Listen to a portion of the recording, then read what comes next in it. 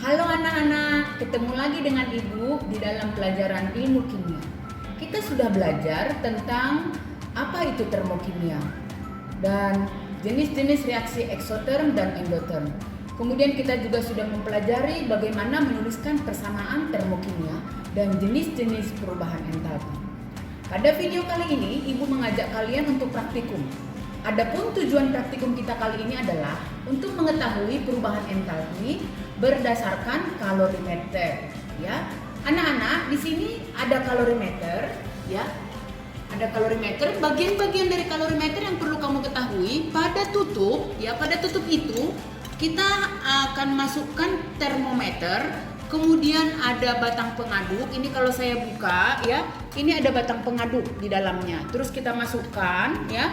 Nah, nanti larutan yang akan kamu masukkan dimasukkan di dalamnya, ya. Kemudian kita tutup. Nah, setelah ditutup nanti kamu bisa melakukan pengadukan dengan cara diaduk perlahan, ya. Tentu saja masih ingat ya prinsip daripada kalorimeter. Kalorimeter ini termasuk pada sistem yang terisolasi. Ya, kalau sistem terisolasi, maka kalor yang diserap atau kalor yang dibebaskan tidak ada berpindah ke lingkungan, semua ada di dalam sistem, ya. Oke. Sekarang kita mulai percobaan kita. Adapun alat dan bahan yang kita gunakan pada percobaan kali ini adalah tadi yang pertama kalorimeter, ya. Kemudian kita masih tetap menggunakan termometer, ya. Dan gelas ukur 25 ml. Kemudian juga nanti kita akan menggunakan stopwatch, ya, untuk mengukur waktu. Dan ada dua bahan, ya. Bahan yang kita gunakan adalah HCl 1 molar dan NaOH 1 molar. Oke anak-anak, kita akan segera mulai. Bagaimana cara kerjanya? Karena kita akan menentukan perubahan entalpi, maka kita harus mengukur suhu awal dan suhu akhir. Ya, kita mulai. Langkah pertama, kita masukkan NaOH ke dalam gelas ukur, ya. Diambil NaOH, kita masukkan ke dalam gelas ukur, ambil sebanyak 20 ml, ya. Hati-hati ya nak, jangan sampai kena tangan, ya. Masukkan 20 ml, ya.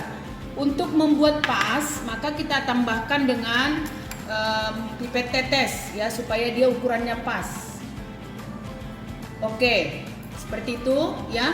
Nah, ini ada 20 ml NaOH. Nah, ini yang 20 ml NaOH, langkah selanjutnya kita masukkan ke dalam kalorimeter, ya.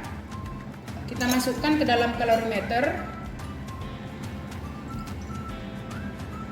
Ya, dimasukkan semuanya. Oke, kemudian kalorimeternya kita tutup, ya. Kemudian kita lihat angka yang ada pada termometer di kalorimeter. Kita perhatikan suhunya, ya. Suhu angkanya 31 derajat Celcius. Saya tulis di data ya anak-anak, ya. Angkanya 31 derajat Celcius. Oke.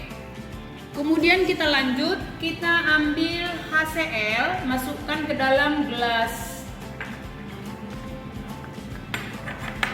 Ambil HCl, masukkan ke dalam gelas ukur. Juga sebanyak 20 ml. Hati-hati, sebanyak 20 ml, ya, supaya pas juga. Ini tadi saya sudah siapkan ada 2 pipet tetes, ya. Oke, 20 ml HCl 20 ml kita ukur juga suhu awal, ya, dengan termometer yang berbeda, ya nak. Jadi tadi saya sudah siapkan 2 termometer. Kita ukur suhu awal dari HCl. Suhu awal HCl itu adalah 33 derajat Celcius, ya.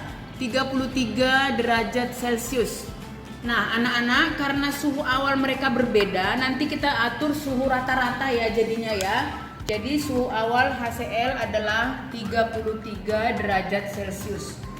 Ya, langkah berikutnya, tadi di dalam kalorimeter sudah ada NaOH. Kita masukkan HCl ke dalam kalorimeter, ya. Kita masukkan, jadi kita campurkan sekarang. Oke. Ya. Kemudian sambil diaduk perlahan ya, kita lihat suhu setelah terjadi pencampuran, setelah reaksi kita lihat saya mengukur suhu setiap 30 detik.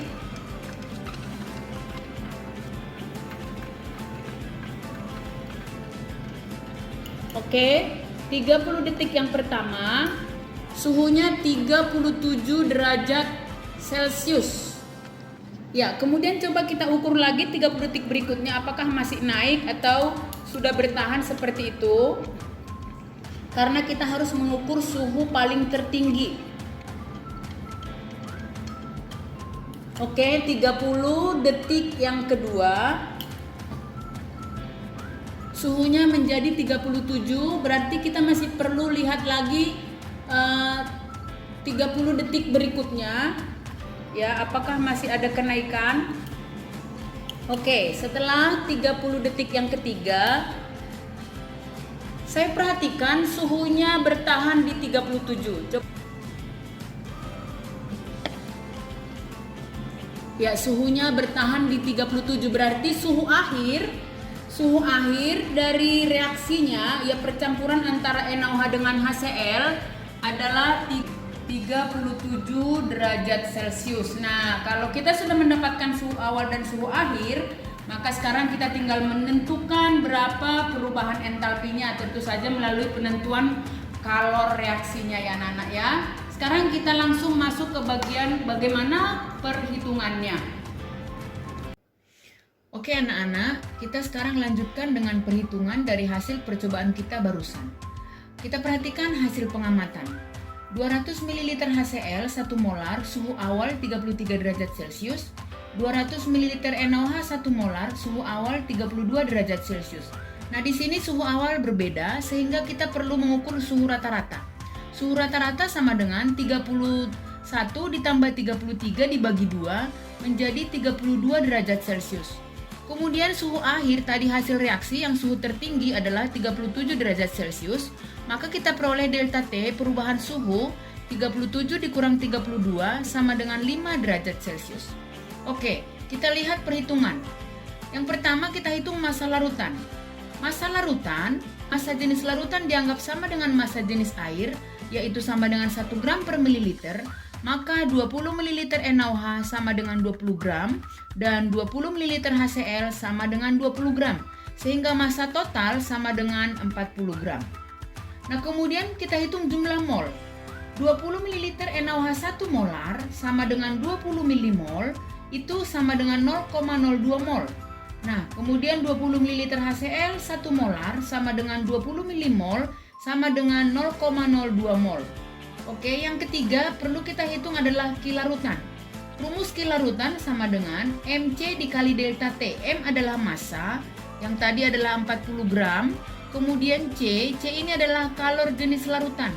Karena massa jenis larutan kita anggap sama dengan massa jenis air, maka kalor jenis larutan kita anggap juga sama dengan kalor jenis air, yaitu 1 kalor per gram per derajat Celcius. Ya. Kemudian delta T tadi adalah 5 derajat Celcius, maka kita kali 5 derajat Celcius, sehingga kalau kita hitung semuanya, ini Celciusnya bisa kita coret, gramnya bisa kita coret, hilang, maka ketemu 40 dikali 1 dikali 5 sama dengan 200 kalori. Nah, kemudian kita hitung kalor reaksi, maka bisa kita buat rumus Q reaksi sama dengan min Q larutan sama dengan minus 200 kalori. Tanda minus di sini menyatakan bahwa kalor dibebaskan, berarti reaksinya adalah tergolong eksoterm. Nah, berikutnya anak-anak kita hitung delta H-nya ya. Dalam hal ini adalah delta H netralisasi. Kita ketahui harus dalam 1 mol. Jika 0,02 dibebaskan kalor 200 kalori, maka dalam 1 mol berarti sama dengan 1 per 0,02 dikali 200 kalori sama dengan 10.000 kalori. Nah, itu juga kalau kita ubah menjadi kilokalori sama dengan 10 kilokalor. Berarti kalor reaksi sama dengan 10 kilokalor. Dengan demikian anak-anak dapat kita tuliskan persamaan termokimianya sebagai berikut. NaOH larutan ditambah HCl larutan menjadi NaCl larutan tambah H2O liquid.